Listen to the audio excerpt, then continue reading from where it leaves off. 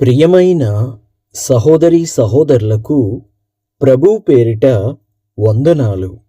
మీకు మీ కుటుంబానికి యేసుక్రీస్తు యొద్ద నుండి దీవెనలు, ఆశీర్వాదములు మెండుగా కలుగునుగాక.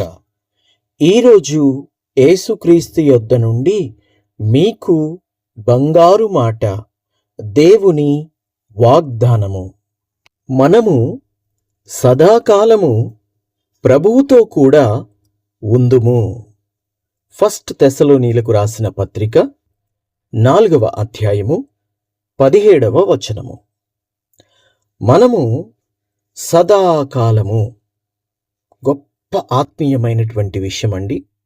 మనము సదాకాలము, చిరకాలము ప్రభువుతో ఉంటామని దేవుని యొక్క దాసుడు సెలవిస్తున్నాడు. యుగయుగములు, తరతరములు మరణము లేకుండా పరలోక పట్టణములో దేవుని కృపలో, దేవుని సన్నిధిలో, దేవుని కృపా మహిమను బట్టి మనం అక్కడ ఉండబోతున్నాం. ఎంత ధన్యత, ఎంత భాగ్యము. కాబట్టి మనం ఎట్లా ఉండాలి? ఇక్కడ టోటల్గా మనం నేర్చుకోవాల్సిన, తెలుసుకోవాల్సిన ఆత్మీయమైనటువంటి విషయం ఏమిటంటే, మనం ఎలాగున జీవించాలి. ఇదే విషయాలు ప్రస్తావించడం జరిగింది. ఇదే అధ్యాయము 1వ వచనము నుండి ఆత్మీయంగా ఆలకిద్దాము.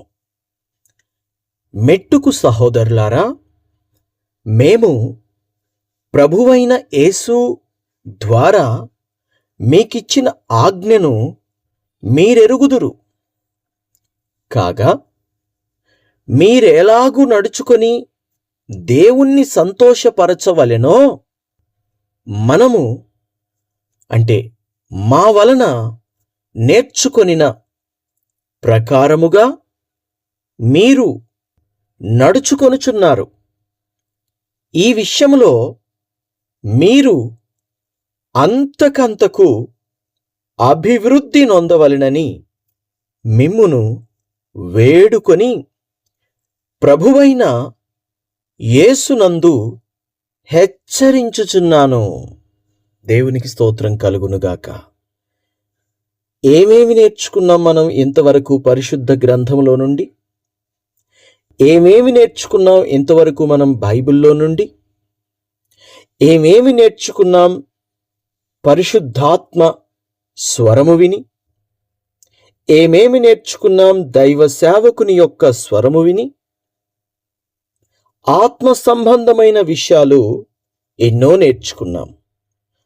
ప్రశ్న ఏమిటంటే, ఈ వాక్యం వింటున్న దేవునికి అత్యంత ప్రియమైన నా ప్రియ సహోదరి సహోదరుడా, విన్న వాక్యమును, నేర్చుకున్న దానిని, దేవుని ద్వారా బోధన పొందిన, దేవుని ద్వారా, పరిశుద్ధాత్మ ద్వారా, సేవకుని ద్వారా నేర్చుకుని ఆత్మీయ విషయాలను మనం ఎరుగుదుము.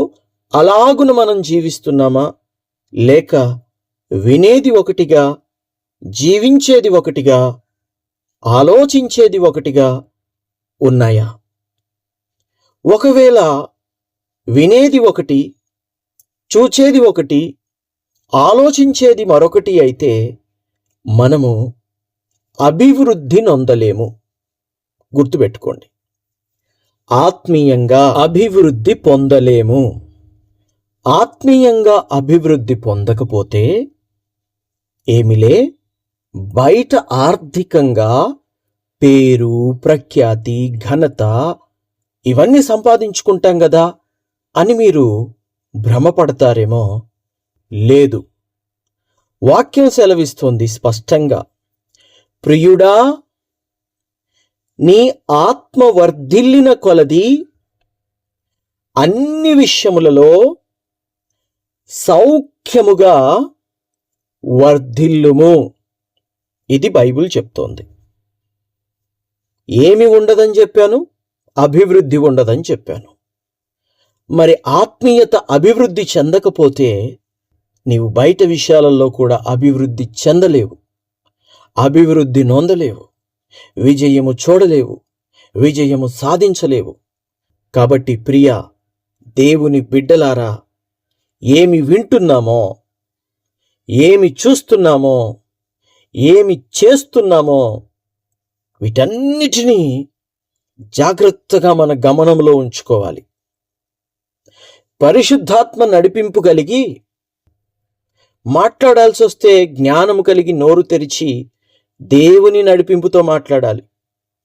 ఇష్టం వచ్చింది మాట్లాడడం కాదు. అలా మాట్లాడి నువ్వు తప్పు చేసి ఎదుటి వాళ్ళని తప్పు చేసేటట్టుగా చేయొద్దు. ఏది పడితే అది చూసేసి నువ్వు పొరపాటు చేసి నీలాగా వేరే వాళ్ళని తయారు చేయొద్దు. దేవుని ప్రియ బిడ్డ వాక్యానుసారంగా ఎదగాలని ఆనాటి అపోస్తలులు ఆహారం వదిలేసి పస్తులున్నారు, నీళ్లు తాగకుండా దప్పికగొని ఉన్నారు, కాలినడక నడిచారు, వస్త్రహీనులయ్యారు, దెబ్బలు తిన్నారు, క్రీస్తు కొరకు ఆఖరికి హతసాక్షులయ్యారు. ఎందుకు?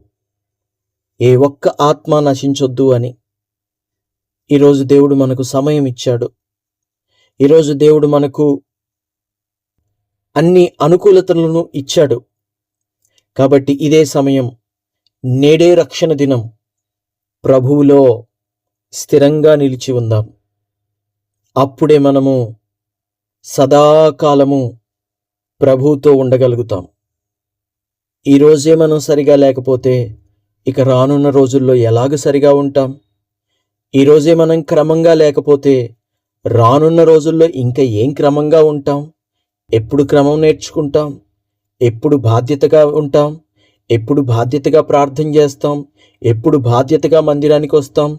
ఎప్పుడు బాధ్యతగా వాక్యం వింటాం? ఎప్పుడు బాధ్యతగా అనేక నశించిపోతున్న ఆత్మలను రక్షిస్తాం? ప్రియ యవ్వన సహోదరుడా, యవ్వన సహోదరి, వృద్ధాప్యంలో ఉన్న నా ప్రియ తల్లి, నా ప్రియ తండ్రి, జాగ్రత్తగా ఆలకించండి. నడికారు వయసులో ఉన్న నా అన్న, అక్క, చెల్లి, జాగ్రత్తగా ఆలకించండి. లోకములో ఆత్మలు నశించిపోతున్నాయి. వారందరినీ పరలోక రాజ్యం వైపుకు నడిపించవలసినటువంటి బాధ్యత మన మీద ఉన్నది. ఒక పక్క మీ కుటుంబాన్ని మీరు పోషించుకుంటూనే, మీ బాధ్యతలు మీరు నెరవేరుస్తూనే ప్రభువుకి కూడా మీ సమయాన్ని ఇవ్వండి. ప్రార్థన చేయుటయందు, వాక్యం చెప్పుటయందు, వాక్యం వినుటయందు, ప్రభువు కొరకు పని చేయుటయందు మీ సమయమును కేటాయించండి. మనము పరిశుద్ధులము. పరిశుద్ధులగుటకే ప్రభువు మనల్ని పిలిచాడు. కాబట్టి ఈ లోక సంబంధమైనటువంటి పాపము మనకు అంటకుండా జాగ్రత్తగా ఉందాము. ఎందుకంటే యుగ యుగములు మనము సదాకాలము ప్రభువుతో కూడా ఉండవలసిన వారమై ఉన్నాము. దేవునికి స్తోత్రం కలుగునుగాక. చదవబడిన ఈ వాక్యము పూర్తిగా మరొక్కసారి చదువుచున్నాను, జాగ్రత్తగా ఆలకించండి. ఆ మీదట సజీవులమై నిలిచియుండు మనము వారితో కూడా ఏకముగా ప్రభువును ఎదుర్కొనుటకు ఆకాశమండలమునకు మేఘముల మీద కొనిపోబడుదుము. కాగా మనము సదాకాలము ప్రభువుతో కూడా ఉందుము. కాబట్టి మీరు ఈ మాటల చేత ఒకనినొకడు ఆదరించుకొనుడి. దేవునికి మహిమ కలుగునుగాక. మనందరం ప్రభువుని ఎదుర్కొనవలసినటువంటి వారం. మధ్యాకాశంలో కలుసుకుంటాం. మేఘముల మీద మనం కొనిపోబడతాం. సదాకాలం ప్రభువుతో ఉంటాం. అట్టి గొప్ప స్థితి, అట్టి గొప్ప ధన్యత మాకును రాబోవు కాలములో మా బిడ్డలకును దేవుడు అనుగ్రహించాలని ప్రార్థనలో ఏకీభవించండి. ప్రార్థన. తండ్రి, మీకు వందనాలు. దేవా, మీకు స్తుతులు, స్తోత్రాలు. తండ్రి, గొప్ప ఆత్మీయ సందేశము మాకు అనుగ్రహించినందుకు నీకు వందనాలు. దేవా, సదాకాలం మీతో కూడా ఉండాల్సిన మేము పరిశుద్ధులైతే తప్ప ఉండలేము. తండ్రి, మీరు మమ్మల్ని ఎదుర్కొనుటకు, అనగా మమ్మల్ని కొనిపోవుటకు రాబోచున్నారు. అలా వచ్చినప్పుడు మిమ్మల్ని ఎదుర్కొనుటకు మాకు కావలసింది ఒక్కటే, పరిశుద్ధత, విశ్వాసము. తండ్రి, ఆత్మ సంబంధమైన ప్రతి విషయంలో మేము ఆత్మీయంగా బలపడుటకు, ఎదుగుటకు సహాయం చేయండి. ఈ వాక్యంలో ఏకీభవించి నమ్ముతూ విశ్వసిస్తూ ఉన్న ప్రతి సహోదరుణ్ణి, ప్రతి సహోదరిని నీ రాకడలో మీరు తప్పక జ్ఞాపకం చేసుకుంటారు.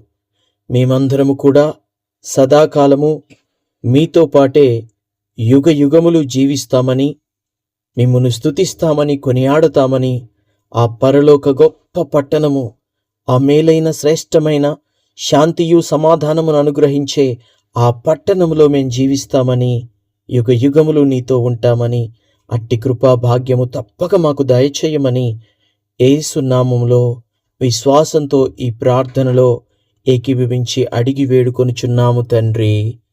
Amen, amen, amen.